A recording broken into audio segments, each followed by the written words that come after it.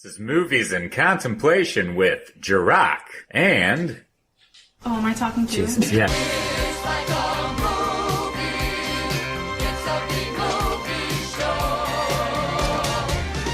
It's like a movie. It's a B-movie show. Hello, everybody. Welcome back. Hello, contemplators. This is our very late Halloween episode. Yes, it is. Oof. Yeah. Well, this pick kind of came to a surprise. It did, didn't it? Yeah, we Yeah. didn't expect it to be our pick. Yeah, so... We did tweet about it. Right. So I've been on this fucking Brave Little Toaster kick for a minute. Well, we've been talking about like wanting to watch it for the longest time, but it was never available to stream anywhere. Now I know. Now we know why. Now we know why. So, yeah. So Callie bought it on Amazon. You can just get the DVD now. Yeah. Yeah. So we got the DVD. And we just one night just popped it in and we're walking the Spirit Road. And then all of a sudden... And holy shit! Guys! So I can't even remember the last time I watched this. I don't know if you can either. Because it was never really available. Honestly, as adults. To tell you the fucking truth, the last time I watched this was at a funeral. What? It was at, not like the funeral, but the wake. It was in the... Somebody was playing it in... I think it might have been my great-grandmother or somebody. Mm-hmm. But it was playing in the, like... There was, like, this little room for kids at the wake home or whatever, the funeral home. And I was in there with, I guess, cousins. How and old this were was you? fucking playing. Oh, I was in the teens. You were in the teens. Okay. I was in the teens. I might have been in there. I don't know. I just That's- remember that yeah. this was fucking playing. Yeah. And that, I think, was the last time I legit, like, Watched saw it. this. Yeah. Was then. Yeah. Because I remember watching it as a kid. Did you watch it all the time? As a kid? Yeah. I think when it was on Disney, yeah. Mm-hmm. I think I would watch it quite a bit. Because, I mean, I remember it, like, the songs. You can't get rid of these songs. These songs are iconic. You can't get rid of these songs. These songs are, like, forever iconic. Yeah. I had it on VHS. I think we might have, too. Yeah, because I remember being obsessed with this movie so much. Yeah, so it was definitely one of my top favorite movie as a kid. Yeah, for sure. Yeah. But Revisiting it. revisiting this, guys, first watch. I wish we had a recording of us watching this because I don't know how to... What would you call that experience? A freaky trip. It was like...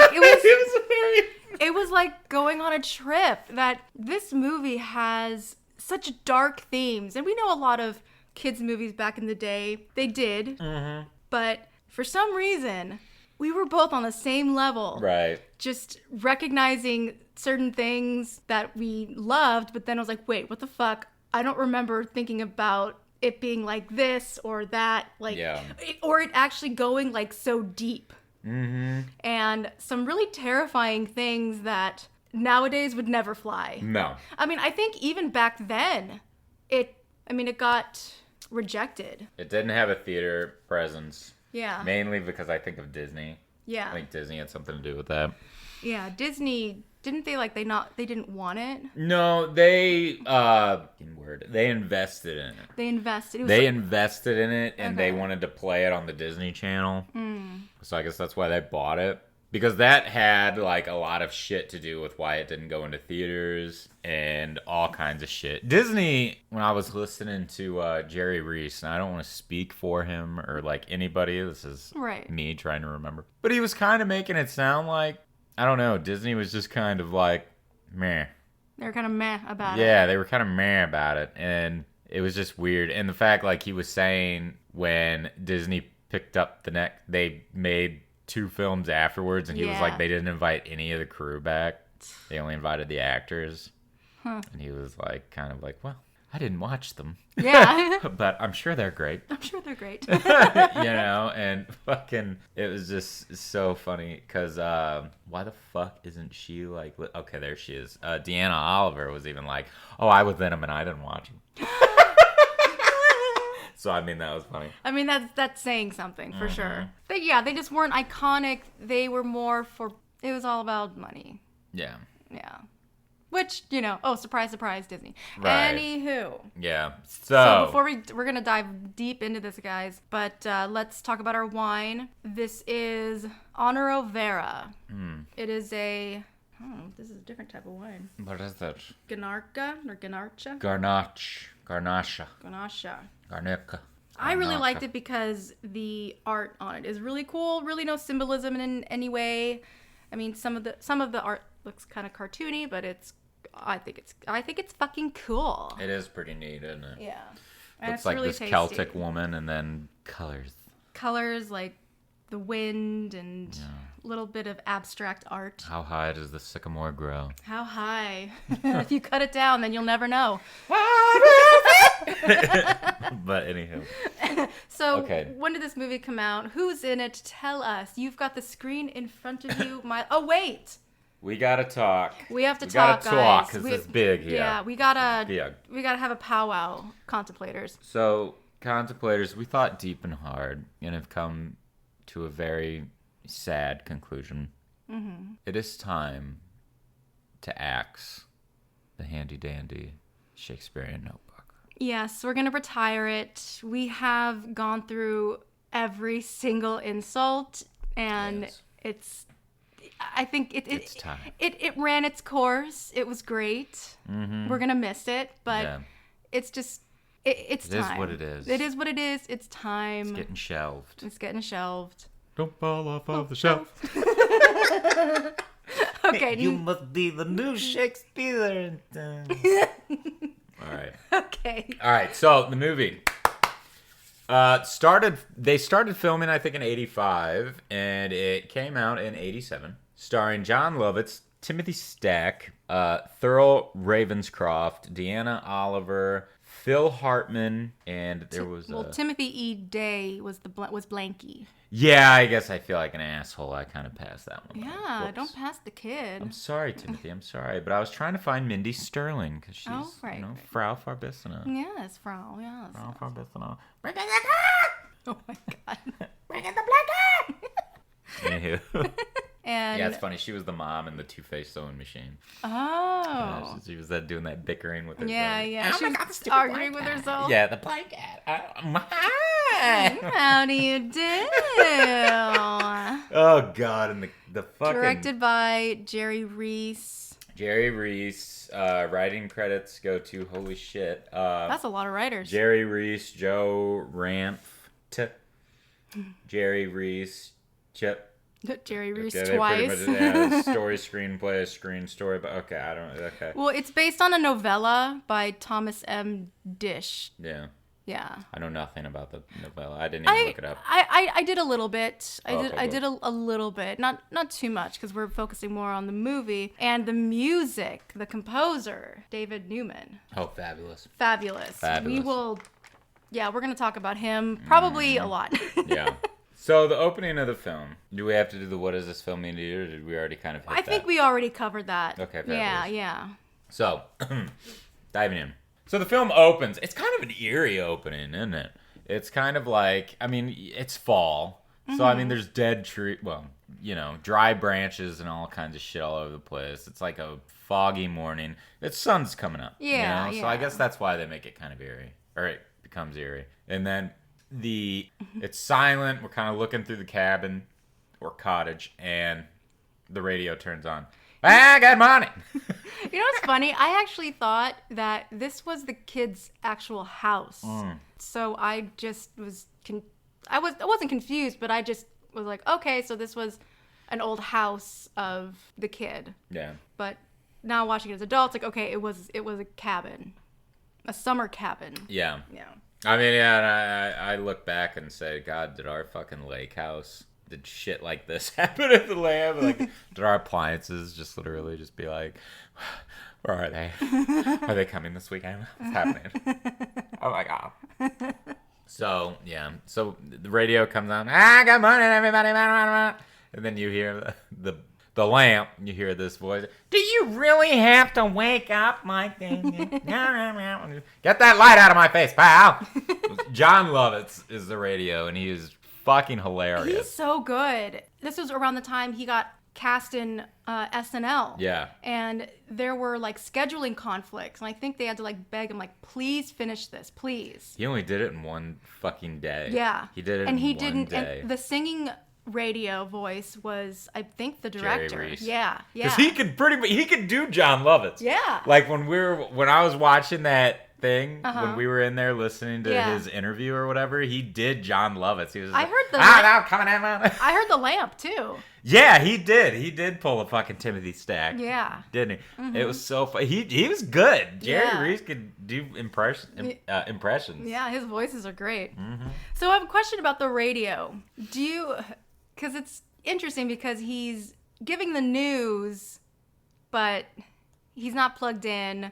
Is this just everything that is it like improv radio? Is it his just character that's stuck in the World War II era or something? I don't know. Like, this just in. Like, right. Okay. Just in.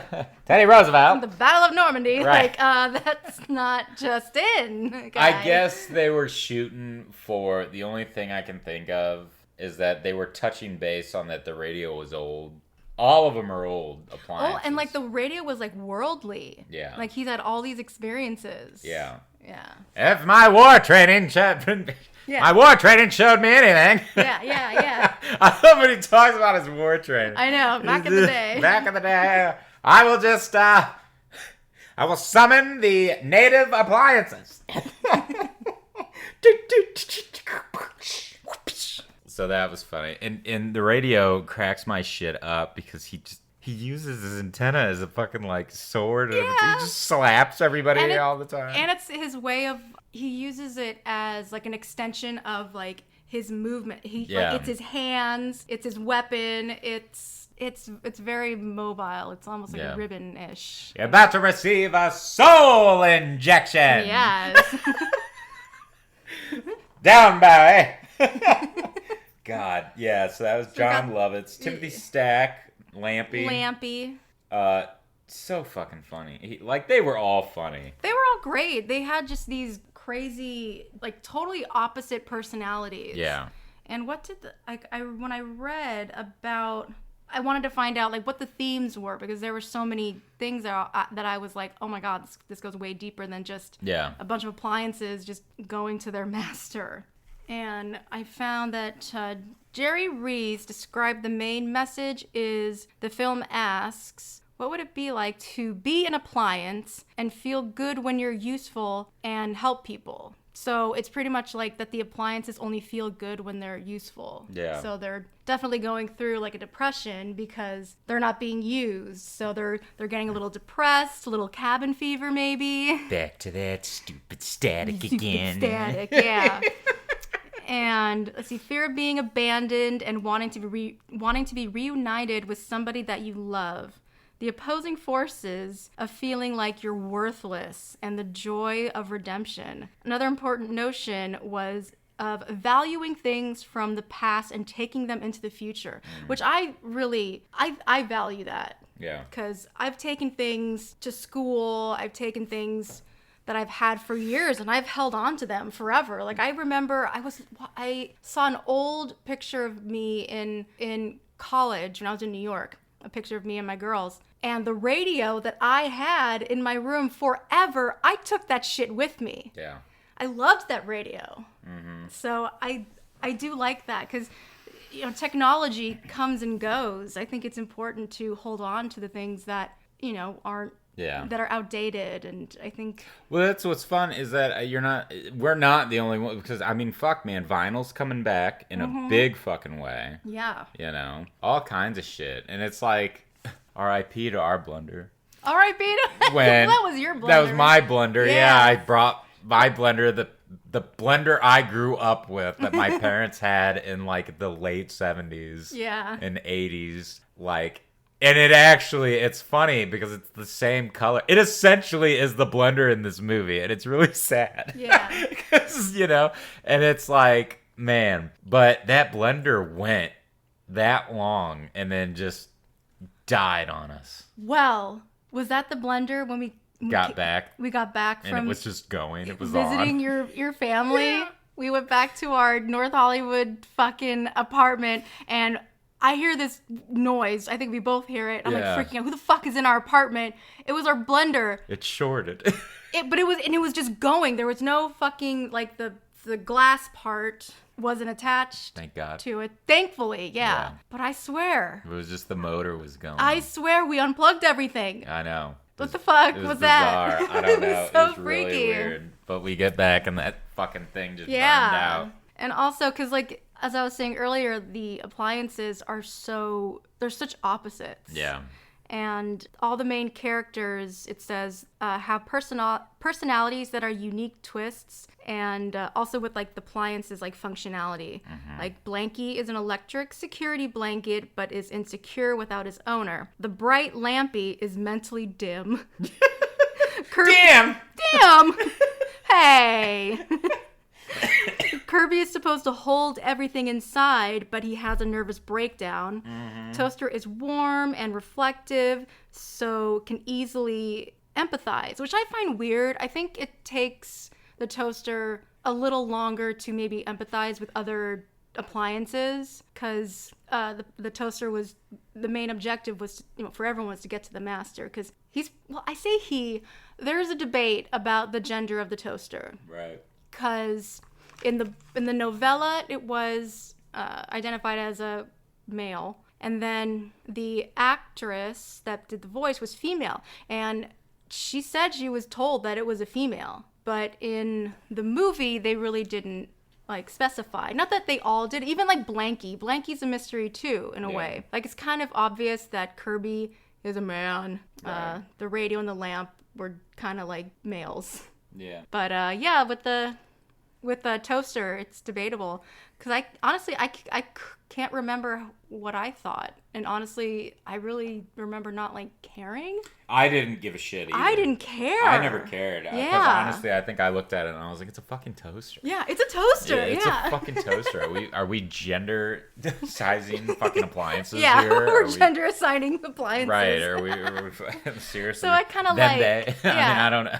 That's what I've been calling the toaster, just they. You know? Yeah. I mean, I don't want to be, like, obvious, but still. And the radio is constantly switched on and entertaining. Right. He has a philosophy that despite being inanimate, they each symbolize things we actually feel. As the foundation for writing the story, Reese reasoned that the characters would only be happy if they were being used by the master. The math. Yeah. Fucking creepy that. Like, when they're all just singing and dancing and Tutti Frutti, home dude, Tutti Frutti, and then just Blanket just stops and staring, and then everybody's like, "It's the blanket!" Yeah. And it's silent, and then you just. Yeah, why do you think that you can do Blanket? I can't. You can fucking perfectly. Yeah, the blanket's like the baby of the group, obviously. Yeah. But I think, because, like, every day, do you think they do this every day? Yeah. They wake up and they clean the house. Yeah. Kirby talked about it. Kirby was like, we do this every day. Yeah, for the last 2,000 days. Yeah. Yeah, so it's been a while. He's not coming back. Yeah, but the others are so optimistic, saying that the master's going to come back anytime now, so let's make sure that this house is spit spot. Right. Yeah. But yeah, we get this, like, it's a fun, entertaining thing to watch them, like, clean. Mm-hmm. You know, because the radio tries to, get them excited about it. Don't worry about it, man. I got it. Yeah.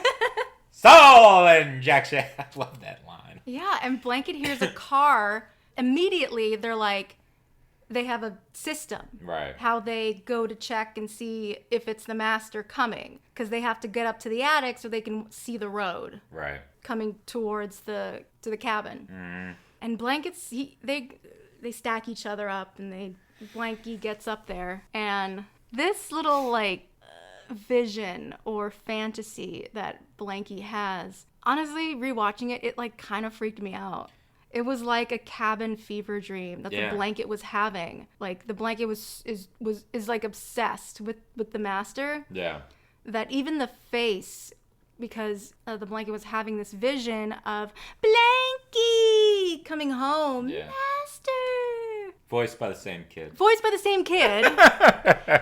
The blanket was actually a kid. Great job. What were they calling him? Like one take Timmy. Yeah, he was like all sophisticated. He was What's my motivation? Yeah, what's my motivation? Just tell me what I'm doing in this scene. Fuck. God damn. But like the blanket's eyes, and I think they say like the blanket is like the radio really doesn't have eyes, but it's the only character that has like black like little beady eyes, I guess.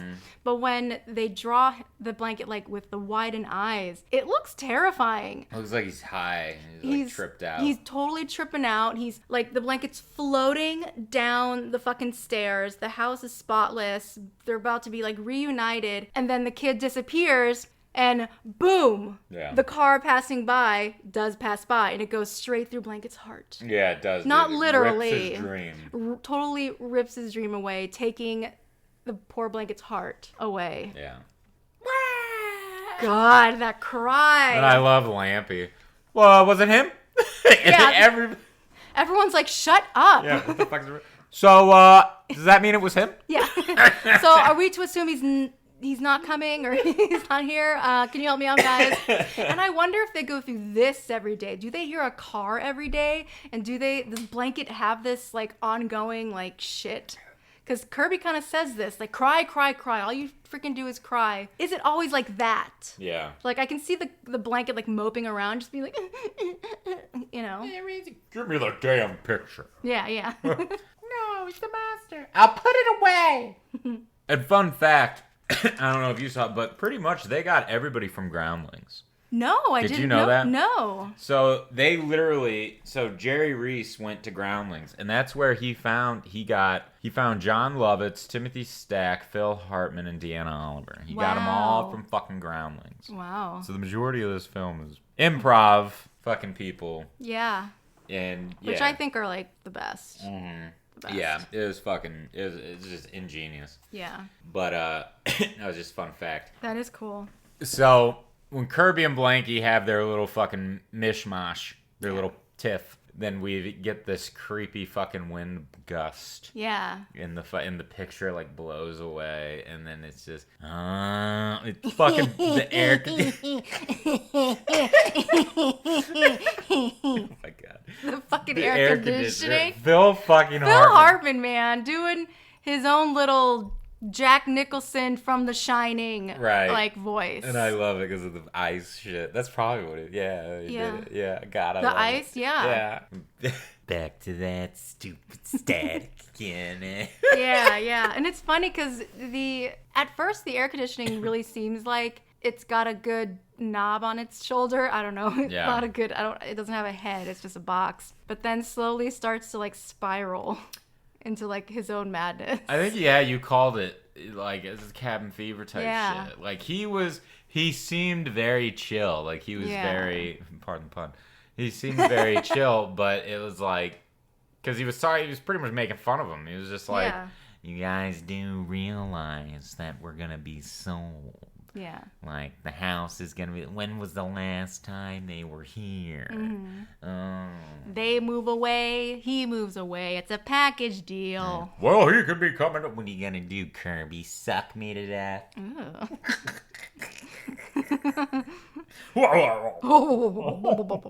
But, yeah, they fucking all start arguing. And they bring up how the master never, like... You're just jealous because the master never played with you. Yeah. I'm not an invalid. I like being stuck to this wall. It's not my fault. He can't reach my knobs. It's my function! He just fucking totally loses it. He's like fucking, almost like he's trying to get out of the wall. Because he's like cracking the wall and it's like, and poor Toaster's like, sorry, we didn't mean it. It's my function! And he malfunctions. Fucking blows up. He's gonna blow. I do love when Toaster, like you just said. Yeah. We didn't mean it. We're sorry. Calm down. And that's the first death. That's the first death, guys. Well, we find out it's a major injury at the end, but I mean, true. It is essentially the first of the... Guys, If you guys don't follow us on Twitter, I know we don't tweet very often, but after watching this, Jirok counted how many deaths. 25 deaths, 4 major injuries. Yep. Of household appliances. Mm-hmm. Yeah, no actual people. Yeah. 25 deaths. Yeah. R.I.P. 4 major injuries. And 1 flower. So the flower I did count. That does count. I did count the flower. Yeah, because it's an inanimate object. Yeah, that was very sad. Yeah. Yeah. And it's sad. funny, there's actually like a subreddit of this film. People actually like that grew up with the movie also have all these like mad conspiracies. I'm not really going to go into it because it's a lot, but I think people just do it for fun. Yeah. Like there's conspiracies about the master's dad and the mom, and it's crazy. I never even thought he had a dad, but I don't know. Well, that's the thing. Oh. I'm not going to leave you with nothing, Mom. What are you going to use? Candles? Yeah. Damn, Mom. Jesus, She's Mom. bring guys in. That's why she wants some candles. That's why she wants some candles. Get rid of that tacky purple lamp. Yeah. Huh? Huh? Don't tally on our doorstep. Tally not on our doorstep. That's good. Thank you. Come on. But the cottage is actually going for sale. Someone drives by. They all freeze. They just fly to their corners. Another car. Oh, I don't want to hear it. I don't want to hear another word of it. But some people actually conspiratize that the one putting the for sale sign was the dad. I'm thinking there was possibly a divorce. Probably was. That's what I'm thinking. That's usually how it happens. And they're selling the cottage For money. for money. Yeah, that's Yeah. usually how it works. Yeah. And I mean, yeah. Because I guess it turns out, we see it obviously that the kid, which I'm seeing IMDb, and I guess his name's Rob. Yeah. Do we ever Rob. hear his name? Nope. It's the master. I think we No, might. we do. Chris says his name. Chris says his name. Yeah. Chris says his name. Yeah. She said, especially when he's about to get Yeah. cereal crushed by some huge friggin' guy. Yeah. Well, they're all fucking upset again, and Toaster's had it. Yeah. Toaster's just like, you know what? No, we're not doing this. We're going out to find Yeah. to the city. Yeah. He's a city boy. Rob's City a boy. city boy. Rob is. Yep. Yeah, no wonder they had a cabin to like get away from all that noise. God, I wish we had one. Yeah. I truly do. Well, our place isn't that noisy. Huh? Our area isn't that noisy. No, our area isn't noisy at all, but it's just nice to have that fucking seclusion in the wild to fucking just get away. Like, you don't have to worry about neighbors. You don't have to worry about anything. It's just a legit getaway. Like, silence the phone. I hear you, man. I hear you. It was the good thing about our lake house, dude. Nobody ever fucking called it when we had that landline. Nobody ever called No it. one calls the landline. This was early 90s now. Right. But nobody ever fucking called it. And it was like nobody knew that number. The only people who would call it are people that we called. And would be like, hey, we're here. Never got one fucking bill collected. Never got one fucking call. It was the best. That sounds great. It was the fucking best. The only time people called, like I said, was if they knew we were there. Yeah. So Lampy has all these ideas of how we can get out of the fucking house. Yeah. So it's just fucking chaotic as Yeah, shit. yeah. Like the first one was, what was it? The pogo stick? Or Yeah, no? it was. I think the pogo stick was the second one, but I can't remember what the first one was. It might have been the mattress. The mattress. Yeah, he was all like, "Oh well, we can roll down with the mattress." No, the mattress pogo stick. We can do that. No. Hey! Hey, that's what it was. Hey! Shut up! Shut up! Shut up! Honestly, like, I repeated as a kid a lot of things that the radio said. Like, so, what's in our lineup today? I would actually say that to, like, my teachers. Oh, I love it. And I would do the shut up, shut up! Shut up! Shut up! Yeah. He starts with The fucking antenna. yeah, just fucking shut. Shut up! Shut up! Yeah. But, yeah, so the toaster finds the wheelchair. Yeah. It's not a wheelchair. It's It's a rolling chair. a rolly chair. desk chair. Yeah, Office chair. An office chair.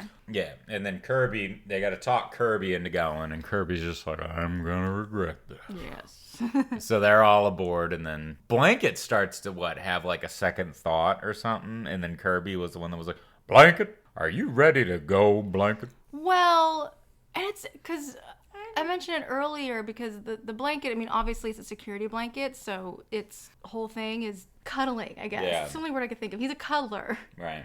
And the toaster is that, like, everyone's really mean to the blanket, which, honestly, Everyone. I get it, because the blanket is kind of annoying. Yeah. But I feel bad still at the same time. But if I was with that blanket 24/7, I'd go hang it somewhere Yeah. just to not hear any crying. I'm just glad I can. Well, I guess our blankets don't cry because I'm always wearing our blankets when I go outside. Yes, you do. You Wear them wear like a cape. You do. So our blankets have nothing to fear from me. Yeah. So then finally they get out. And they find like because they're all plugins. Right. Oh yeah. They take a battery.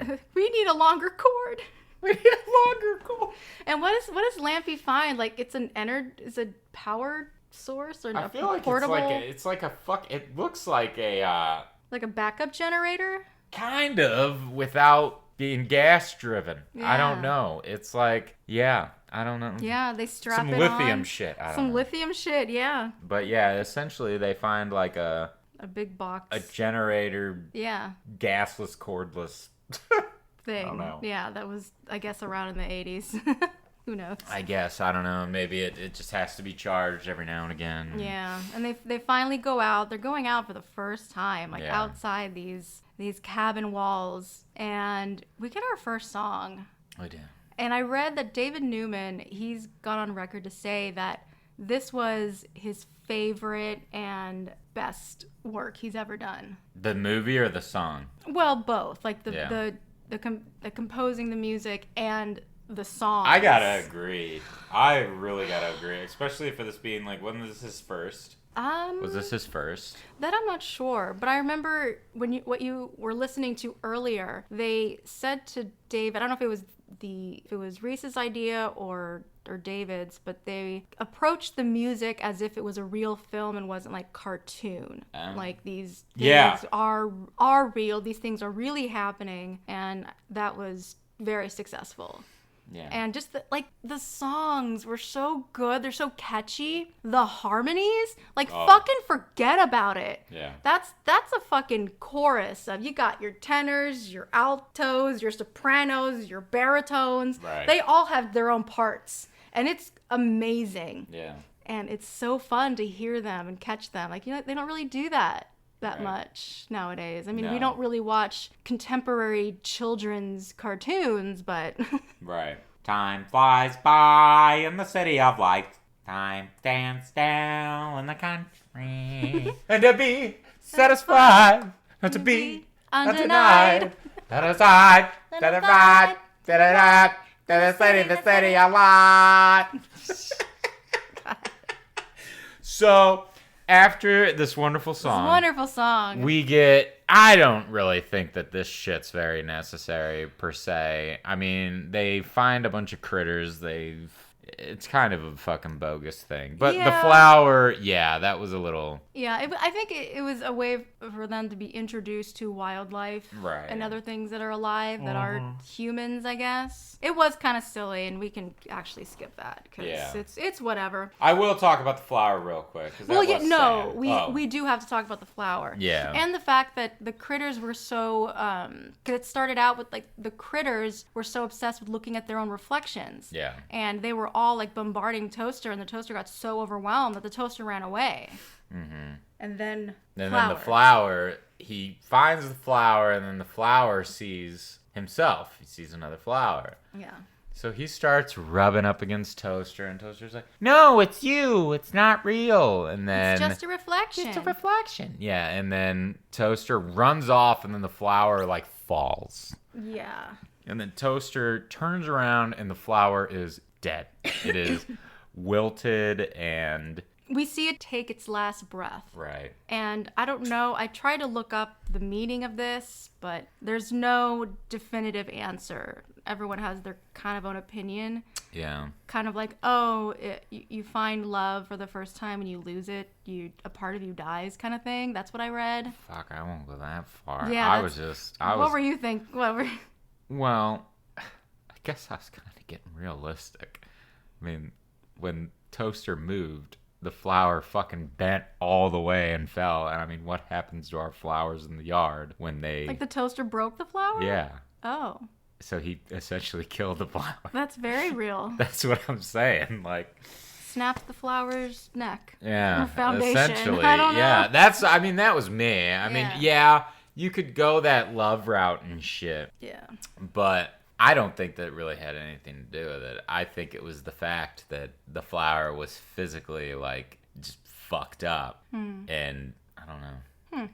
I don't know. And Toasters just kind of takes it because, I mean, he abruptly ran away and the flower just lost balance and just went... And then just died. Well, it looked like the flower was only alive because there was one light source that was keeping it lit. Everywhere else in that area was dark. Yeah. So maybe the flower, because it leaned forward, maybe it's the type of flower that... Oh my God! Speaking of real, this is kind of like that one... Well, it's not the sun, but Dennis the Menace, that one flower that George had, like, only blooms at a certain time of night or something. It only blooms during, like, some fucking full moon. Some shit like that. It's bizarre. Yeah, so I don't know. Maybe that flower, it goes out of the light, and that's what makes it die. I don't know, guys. I think we're getting too deep into this. Getting too deep with appliances and fucking nature, flowers. Yeah, yeah. But I guess they find a place to camp, and they've camped probably maybe twice out in the wild. Yeah. A clearing. Let's just roll out the blanket and have a picnic. But yeah, the first time the blanket tries to snuggle with everyone, and even Toaster's like, "No, I'm not the master. Go snuggle somewhere else." Yeah. But then, I guess this other time, because we're getting to the dream here, the appliances, well, honestly, they fucking argue throughout most of the film, which makes sense, because, they're around each other 24/7. You're with your family a lot kind of thing. Like, when you're on a road trip with your family, fuck that. Yeah. You really start to fucking kill each other. But the blanket decides to do something really sweet and make itself a tent for everyone to find shelter. And they're all very... thankful. Even the toaster was just like, "You did good" or something, and the toaster's or the blankie is just like, "Oh, that's all right." Like, that's nothing. Yeah. And then even before the dream, the lamp is like, "So what is this thing with you and the blanket?" Do you remember that? And the toaster's like, "What are you talking about? Why are you all of a sudden being super nice to him all of a sudden?" It says all of a sudden twice in one sentence. He does that a lot. He does that a lot through the fucking film. Yeah. It has to be on purpose. But I think it's to show that he's dim. Yeah, he's quite dim for being a bright young light. Yeah. Kind of dim. But the toaster tries to explain the way the toaster feels about Blanky. It's like they only have their own experience of what it's like to feel wanted and feel used. And for the toaster, it's a warm feeling. Oh. Because he's a toaster. And then the lamp's just like, "I have no idea what you're talking about." And then the toaster says something about light. And he's like, "Oh, a light? Yeah. Yeah," and I think the lamp even has he shares a memory with the master, because the lamp knows how to read. For being dim, the lamp is the only appliance I think that can read. That's what he's used for, though. That's what he's used for. With the master, we see that the kid would read at night, and Lampy would be the one to keep the room lit enough so his parents probably think that, he's probably sleeping. Shit, look at you. Yeah, and then one time the light burned out and the lamp was just like, "Oh my God, it's over. The kid knew how to change the light bulb, and again the lamp felt secure again. Right. So hours and hours of reading. We're gonna assume this kid's a huge reader. Yeah. Because that lamp, being as dim as it is, he could fucking read. Yeah. Yeah. So... Great intelligence score, horrible wisdom. Yes, there we go. There we go. So, guys, Toaster's dream. It starts out very lovely. It's the routine that he remembers with the master. Every morning, the master would come down for breakfast, and the kid would make his own toast with a toaster. He'd see his reflection in the toaster, and the kid truly believed, I guess, that when he made a silly face, would make the toast pop Yeah. and be ready. Yeah. But then some smoke starts to appear, and it's the smoke is coming from the toaster. Yeah. And the kid gets taken away, and Yeah, you toaster, get this fucking hand yeah, that wraps around the kid and pulls him. Like, Yeah. we're talking horror movie style. yeah. Like, he's hanging on to the fucking rat. He's just... Yeah. Ow. He's- Taken out, to another room. And I think the toaster has a moment of like, oh my god, this is my fault. I'm the one that caused this. But then it gets worse. Guys.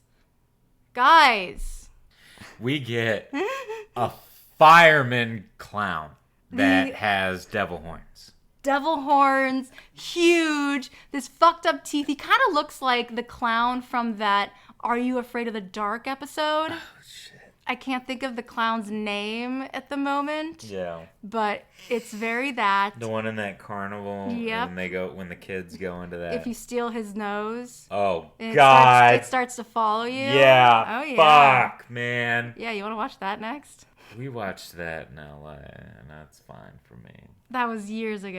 I guess we could watch it. Yeah.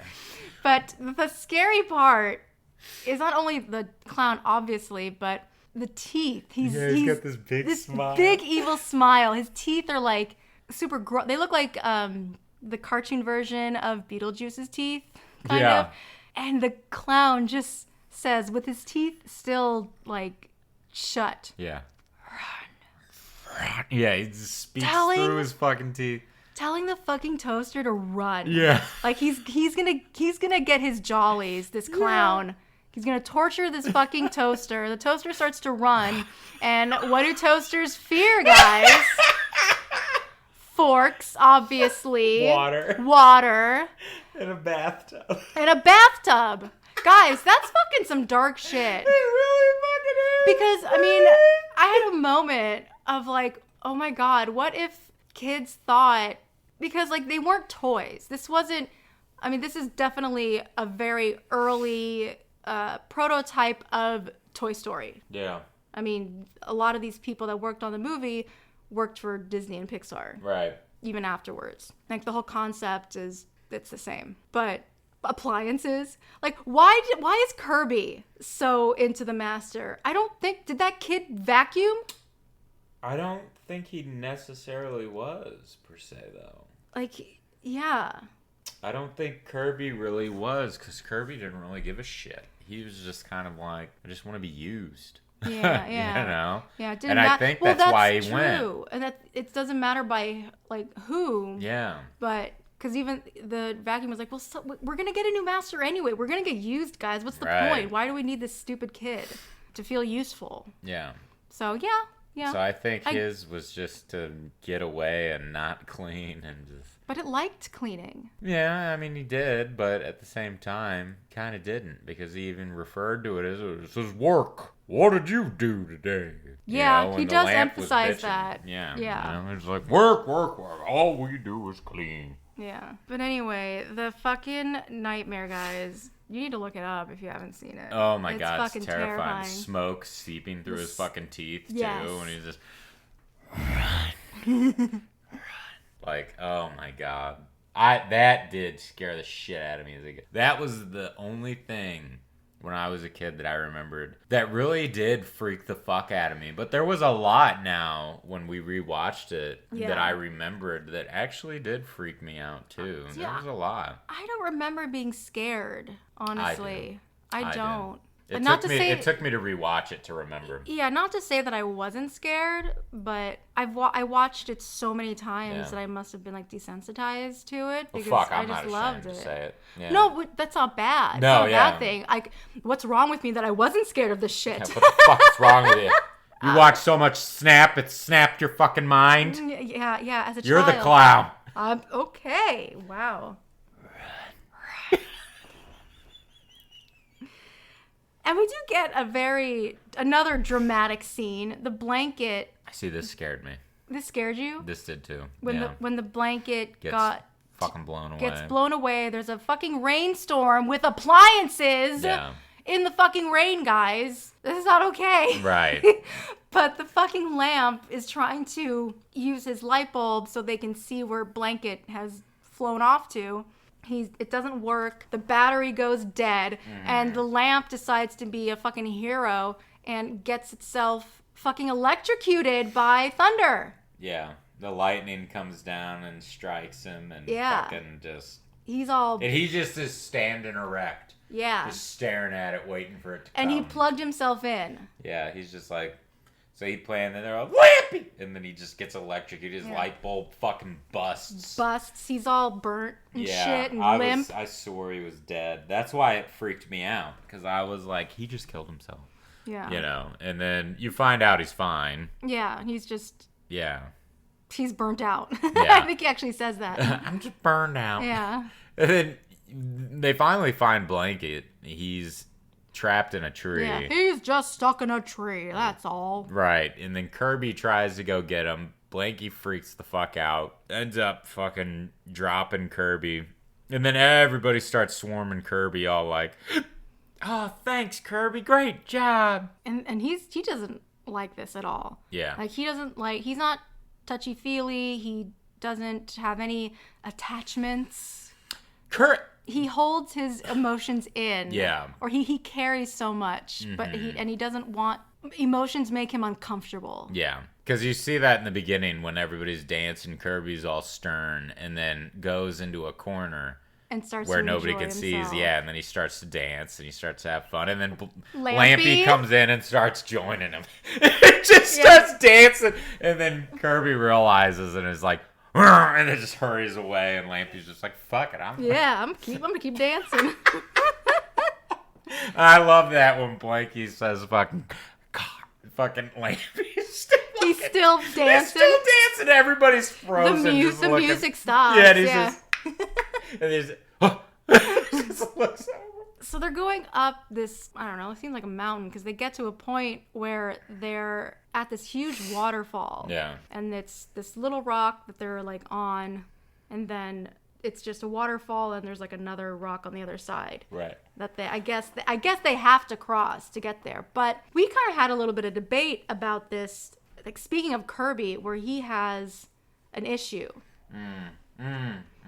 Like, you said that Kirby was just malfunctioning, like how a normal appliance would malfunction. What happened to the AC unit? Well, look at the AC. That's what happens when, I always thought that Kirby and the fucking AC, they're having nervous breakdowns. Essentially, yeah, they all are, yeah. Yeah. And that, I think, is what leads them to shorting out. Yeah. You know, because that's essentially what happens. I mean, what happens to us when we have, a moment? Like, our bodies, our minds, like, they shut down. Yeah. You know? Well, and also Kirby, he really is the one doing all the work. Yeah, he really is. He's pulling these guys. He's, vacuuming shit he's never vacuumed before. So he's got to be overwhelmed, drained. He's mentally had it because those appliances annoy the shit out of him. Yeah. So he starts eating his cord, and that's what that kind of freaked me out. When he eats now that I'm thinking about it, because it's scary when, like, maybe it had to do with like vacuums, but when I guess I always thought if like something goes into a vacuum that's not supposed to, like, the vacuum's gonna blow up or something bad's gonna happen. Yeah. Especially with the cord. It's a good thing to think of. I mean, and it's kind of freaky because it makes me think, I mean, I know it's not, the cord is not the tongue, but it's almost like the vacuum was like self-sabotaging, not self-sabotaging, I don't know. He's malfunctioning, but he's eating his own cord. Right. Like, that's kind of mental. Yeah. And they try to get him. Get the cord out of his mouth! I mean, yeah, just the fucking lamp, just like so panicked, like, get the cord out of his mouth! Yeah. Like, such panic for that. Yeah, like I was saying to you earlier, Because like we were talking about, it was like he was having a fucking seizure, and they were like, the tongue! Yeah.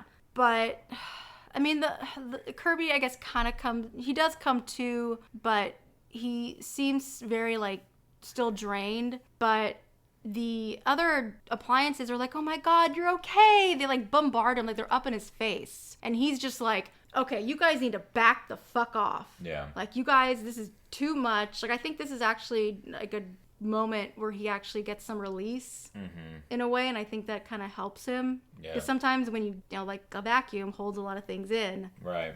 Sometimes you got to just let it all out. Yeah, exactly. Because it's funny because he has his little meltdown of like, all right, you guys, you think I care about you? I don't give a crap about I don't need any of you. Yeah, and Just then dead weight. yeah, and then he turns around, he's like, so how do we get across this thing? Right. Almost like as if nothing happened. Yeah.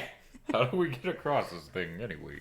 Yeah, so they have this, I guess, a plan to just use Kirby's cord and all their cords, I guess, Yeah. to kind of like Swing across swing as a bridge. across. And Toaster's just going to lift everyone up. Yeah, because Toaster's so strong. Right. So they get across. Well, Toaster gets across, and then Toaster starts to fucking short out. He gets scared. He sees like, why would he be scared of heights? Because he's up on the counter all the time, but it could be the water. Well, see, that's again our debate. Our debate. Because it's like, I think it's a shorting out thing. When I was a kid, I agree with you. Okay. I agreed with you. I thought it was the water thing. Yeah. But now I look at it and I see all the shortening out of the stress and not being used and the age and all that shit within the film. And not even within the film, but just within life, if you will, when it comes to appliances. You know, it's like, and of course our blender was a perfect example of just random shorting out. Yeah. You know, so it's like, yeah, dude. And the fact that the buttons weren't even pushed in on the blender and it was just the motor was going. Yeah. Like, that's the thing that's like, dude, these appliances really do just, you never know.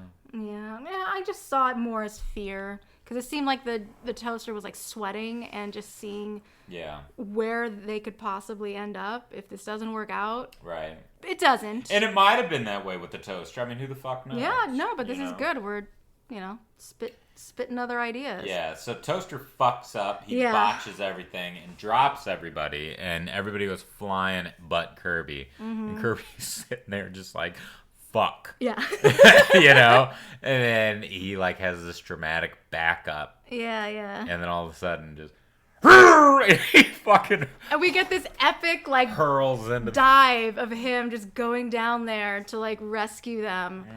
And I just remember when we were rewatching this, just getting so fucked up. Yeah. Like, what? These appliances are in water. Yeah. This is not okay. This is not fine. Like, is this still funny? This isn't funny to me.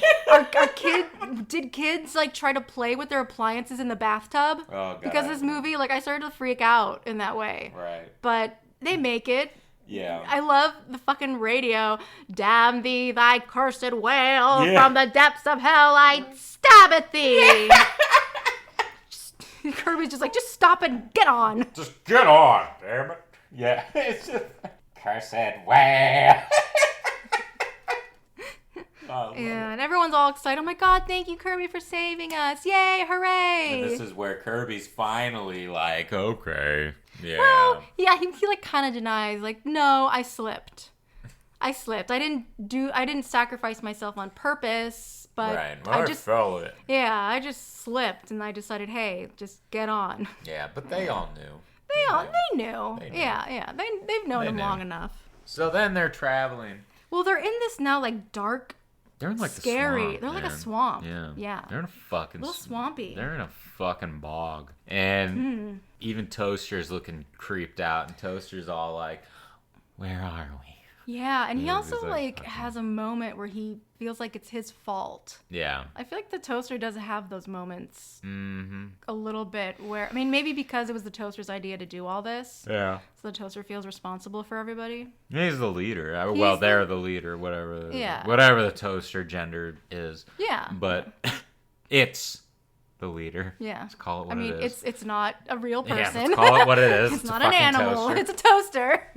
But so the toes, yeah. So then they all start journeying on, and Well, because he's kind of like out of it. Like he's still kind of like broken down, maybe. Yeah. Because they're pulling him.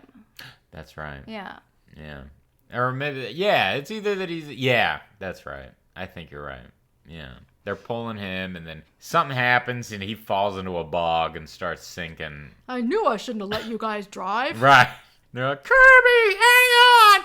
And he's just sinking in, and inflate your bag! Like, what does inflating his bag do? Was it inflate or deflate? Inflate, because Inflate. he was inflated when he was in the water. And I guess Toaster was thinking, if you inflate your bag, you won't sink, which he would have sank anyway. But, I okay. mean, because Yeah. that was like essentially quicksand. I mean, it's sucking That's him in. what I thought. It was like quicksand. Yeah, it's a bog, and it's sucking him in. It's a bog of eternal stench. But, But they're all attached to each other.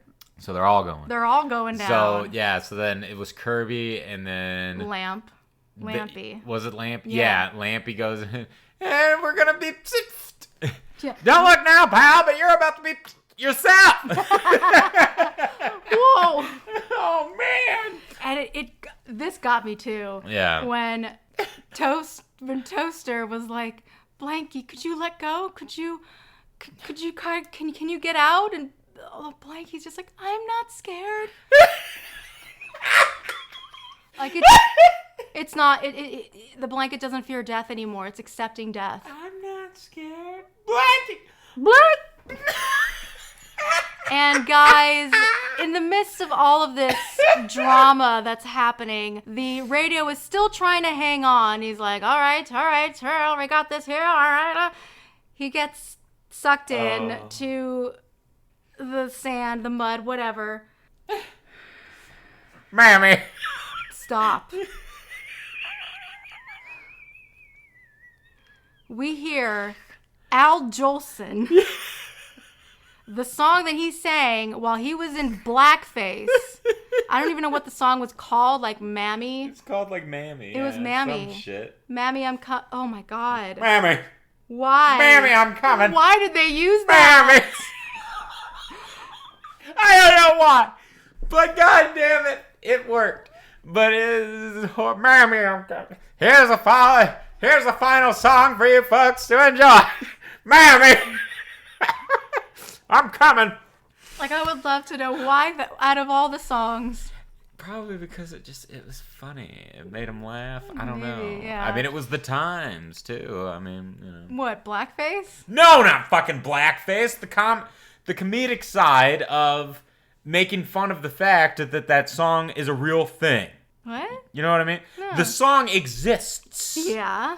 It was sung by a white guy in blackface, pretending to be black, singing to a white woman. As his mom. As his mom. Yeah. I think it was used in the early the fucking 80s, because this was the 80s, mind you. Yeah. The 80s was like one of the generations of we don't give a shit. I know. We're gonna I know. do. I'm not saying You know that what I mean? that they should have been that they should have known better, which they didn't at the time. Like, that's fine. But I'm just saying. Why was it used? Yeah, I get it in a way, but just looking at it, I'm not trying to be all this like PC shit. But I mean, if you think about it, like, what? I mean, it's random, but I mean, the song works. Mammy, I'm coming. I'm dying, Mammy. Well, yeah, maybe because the character was dying and he's gonna see his dead mom up in heaven. There you go. Yeah. Boom. There you go. All right. So The radio only has his little antenna poking out. of the muck. Someone pulls out the radio and it's this big, heavy set, kind of nerdy guy, like so excited to find the radio and then finds everything else. Mr. St. Peter's. Is that his name? Yeah. Fuck. Oh, you know Mr. St. Peter's. Yeah, so he pulls him out of the muck. And he's like, he drives this like monster truck. Yeah. And he has a dog. Oh, good job. You're wearing your seatbelt, quadruped. Yeah. A dog called Quadruped. Quadruped? This guy owns a used appliance parts store. Yeah. That's pretty much what it is, right? Right. Yeah. And I love he gets home and he makes this shake, and I finally saw what the shake was called. Mm-hmm. There's a little label on the little tub thing. It's called Flab Away. Oh, Jesus. So he was drinking this pretty much like a Slim Fast shake because he's trying to lose weight. And then we see a big bag of jumbo marshmallows, and he just stuffs them in his mouth. A customer. He gets a customer. Do you have any blender parts? Yeah. The blender motor?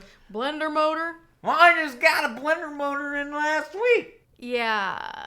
Do we meet the gang yet? The other appliances? I think First. Do we see them first or after the blender? I think we see them Beforehand. before, because he goes out and starts talking, and then Yeah. the lamp, the hanging lamp, who it's credited as Phil Hartman. Yeah. So I'm assuming Phil Hartman is doing this fucking Igor voice. I don't know. Yeah, it sounds like an Igor voice. I can't think of the fucking actor's name, but it's an actual actor that talked this way. Yeah.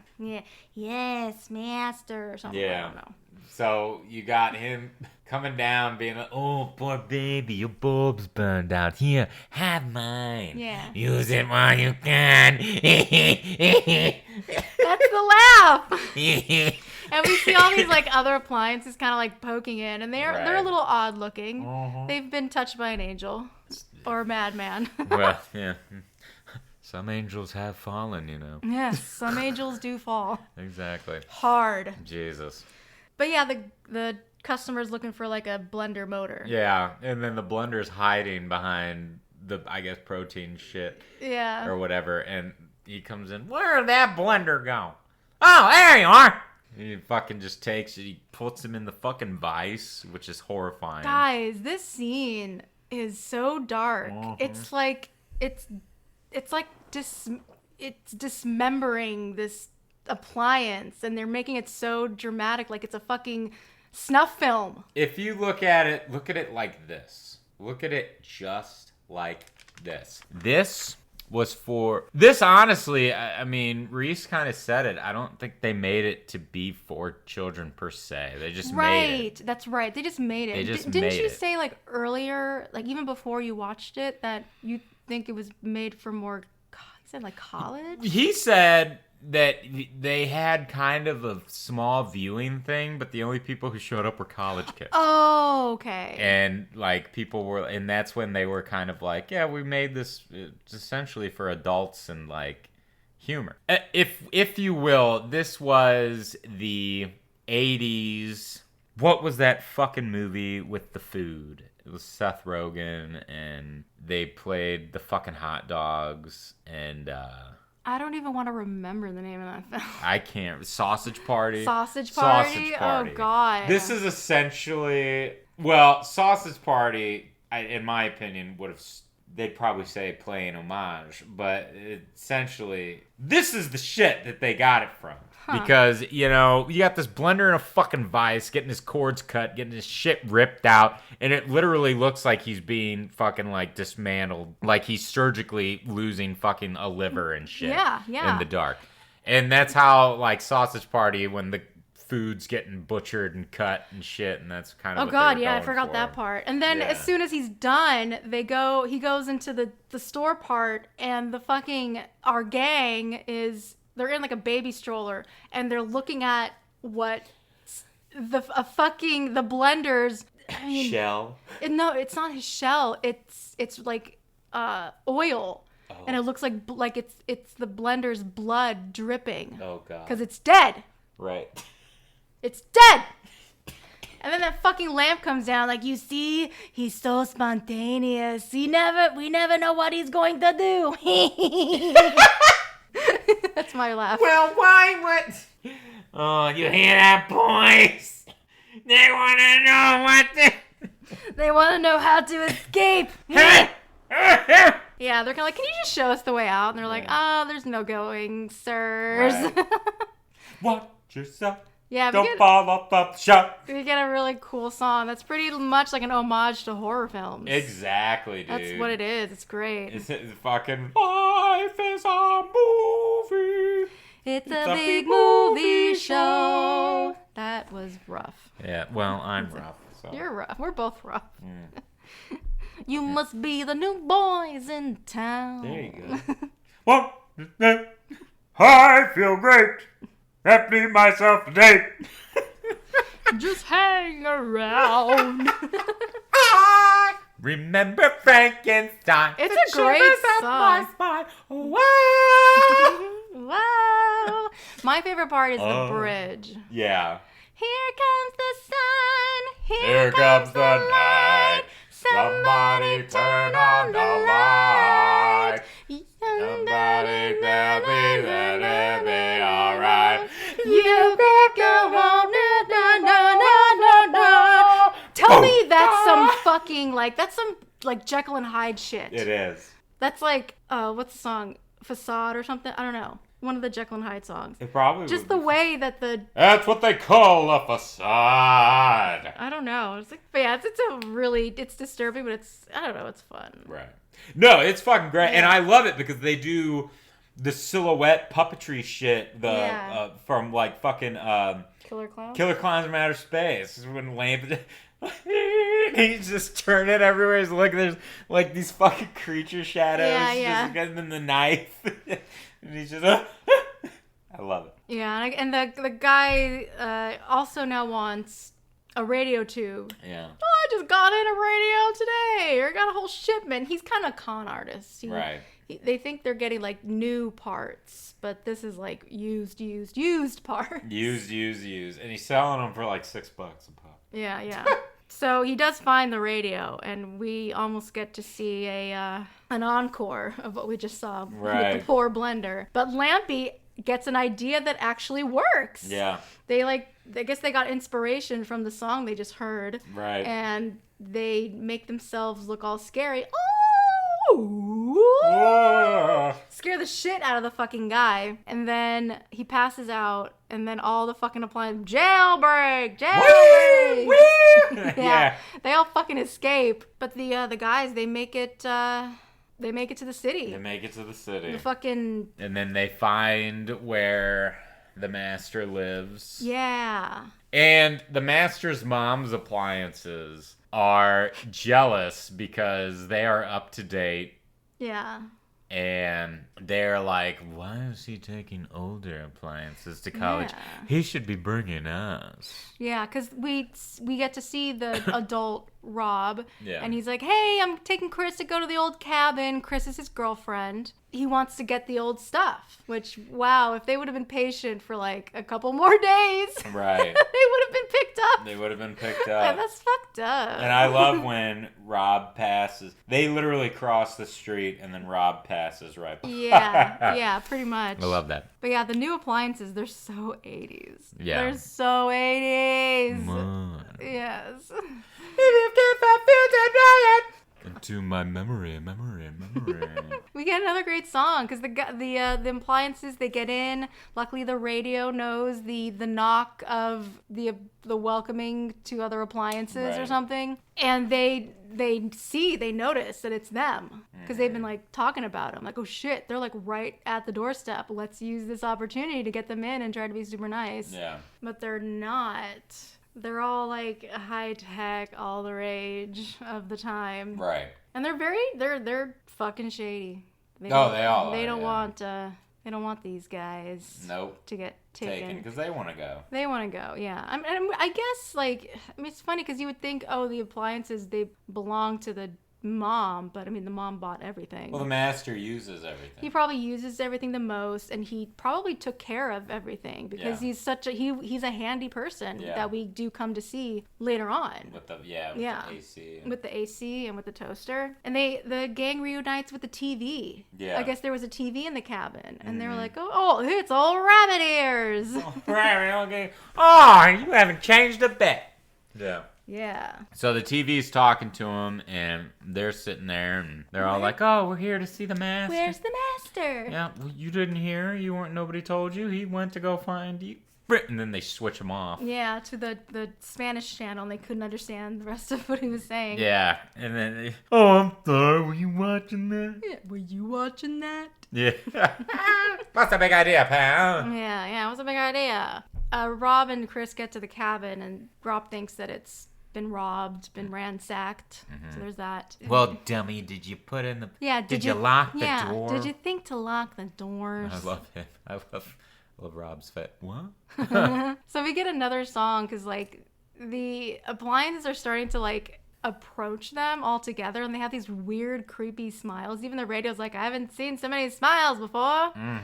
Like, what are you guys all about? Like, the computer is like, we are on the cutting edge.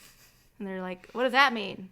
Yeah, what does that mean? If you I have my logistics and linguistics and the timpani in my memory. With fiber optics. Very More. Everything you wanted and more. There you go. I was waiting for you to go. No, I wasn't going to do that. Damn it. And it's funny because, like, the song, it really does kind of represent the 80s. Yeah. It has It's a lot electro. It's electro. It's consumerism. Yeah. Like, a lot of the technology was all about, like bigger was better. Because a lot of the electronics were fucking huge. Like, you got a huge fucking computer with a tiny little screen kind of thing. And whatever that fucking synthesizer thing, I don't know what the I think fuck. it was like an entertainment center that had Yeah. like lights that made movies. I don't know. Yeah. It was really, really weird. But yeah, it was very, very, it was almost like American Psycho. Because like American Psycho, he was all into his like technology and all his shit. I don't know. Yeah. Like consumerism. It's all like, hey, look what I got. Yeah. Life and styles of the rich and famous. Champagne, whiskey, and caviar drain. Yeah, yes. But I guess it also represents that technology constantly changes. Yeah. And it's funny that, like, at first technology turned out, it was like bigger is better. But nowadays it's like, the Petite. smaller the better. Yeah. That's weird. Petite is sweet. Petite is sweet. So we get all that great song, and they fucking throw all of our guys, our dudes, our appliances. way. They throw them out the window into a fucking dumpster. Yeah. And they get picked up by a dump truck. The fucking TV sees where they're going. Yeah. Ernie's disposal. Yeah. Oh, we do get a cute Rob fixing the AC.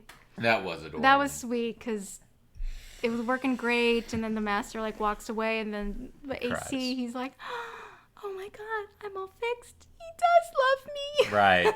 And I loved when Rob just stands there and lets him like blow into the and that kind of shows like that had to have been what he did as a kid. Like he would just stand in front Yeah. of Fuck, I used to do that. I used would to have done stand that in front of a fan. if I had that kind of air conditioning. Yeah. I've never had a fucking window box AC, but like I had one in my first apartment. It was in the bedroom. oh, did you? Was it in the bedroom? Did we I can't have one remember. in Franklin? I don't know. Had one in, no. I we know I didn't. had one. I think it doesn't matter. No. I'm trying to. And we said it before, like, a really stupid thing that I wrote on my notes that I noticed. The gang is now at the dump, and they are down on the dumps. Because they're like, wow, it's really great that the master has such high-tech appliances. Yeah, it's great. It's great. They're wonderful. And you said it before, the mom was so willing to give everything to her child. Right. I'll just use candles if I want to read. Right. Fuck. And the TV's trying to say, hey, this is, like, it's a commercial. Like, hey, go to this place, go to that place. And they're just not getting it. Ernie's disposal. Yeah. I love when he gives the address and he's just staring at the master. Yeah. He's just looking right at him. On Jefferson and Fifth. Or whatever the Yeah, fuck so it they is. finally see, hey, let's go to this kooky place. This sounds fun. And then the guys are at the dump. Yeah. Our heroes. Right. And we get another song. Yeah. Really good song. Every song is good. We're going to be saying it all fucking episode, but it's true. Yeah. And it's fucking dark as shit. It really, Again. It really is. It started.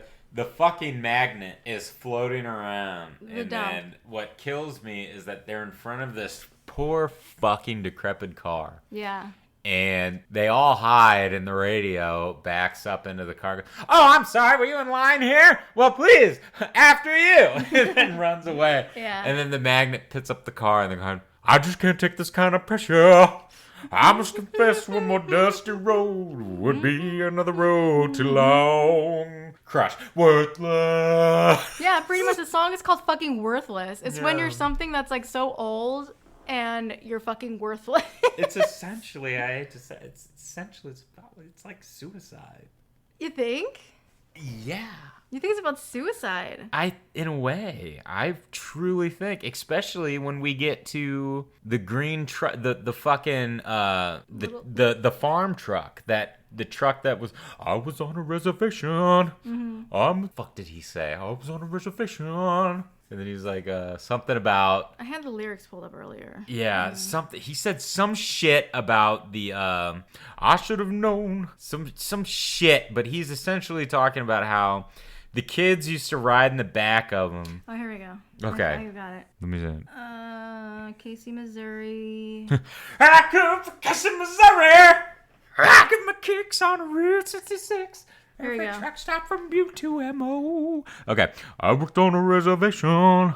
Who would believe they would love me and leave on a bus back to old Santa Fe? Once in an Indian nation, I took the kids on the skids where the hoppy was happy till I heard him say, "You're worth my." But he drives into the fucking. He drives in.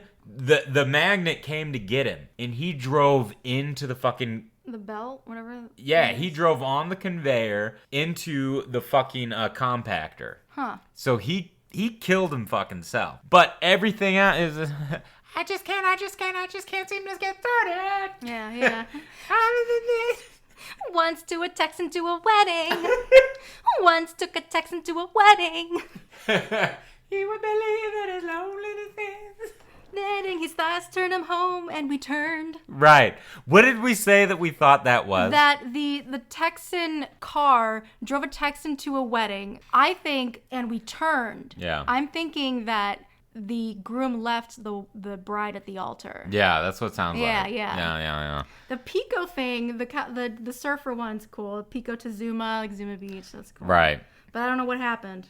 Anyway. I had a hand on the lane, get up and hit the hand. I don't know. Yeah. But the one that honestly speaks to its fucking self.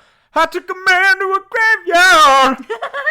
I beg your pardon, it's quite hard enough just to live with stuff that I learned. Speaks for its that speaks for its fucking self. Yeah. I mean, he's fucking Ain't driving nothing you corpse. can do about it. Pardon me while I panic. So, and throughout this song, we do see that Chris and Rob get there, and they're looking around and shit. Yeah. The gang they get picked up by the magnet thing. Yeah. And Blanket loses, he's had a picture of the master as a kid Yeah. the whole time. Oh, and we'll mention that our heroes got to see what the master looks like as an adult. Yes. Yeah, wow, he's grown up. What a heartbreaker. Yeah. Yeah. It's all that hard work. Yeah, he He's a hard work. Yeah, he graduated. So Blanky was able to identify the master because they were able to see a picture as an adult. And they do their best to try to get out of it. Yeah. And even Rob sees the picture of himself, and he's like, "What? Why is this here? This picture." He probably thought, "Well, this is at the cabin. I'm thinking that maybe he thought that, well, if this is here, maybe my stuff is here. Like whoever stole it got money from giving it to the dump, which that doesn't make sense. You just dump things at the dump, but whatever." Right.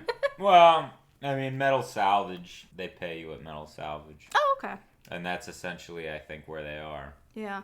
And they have this little couple moments of like, oh my God, like they're going to reunite. Yeah. But it doesn't happen. And the fucking like magnet has this like personal vendetta to get these like dinky appliances fucking crunched into a little cube. That's what they were making. Well, he's even got like horns that resemble Does he? like horns, making him look like he's like the devil. I never noticed it's the what's horns. it's the thing it's what's attached to the ropes that's hanging him. They look like horns, like devil horns. Oh, kind of. I never noticed So that. it kind of makes him look like a demon in a way. It's almost like they're in hell. And That could be it. And he's legit representing like a fucking demon torturer. Yeah. You know what I mean? Yeah. Fucking A. And this is their punishment. Exactly. For being worthless and being a bunch of junk. Exactly. Yeah. It's their function. It's their function.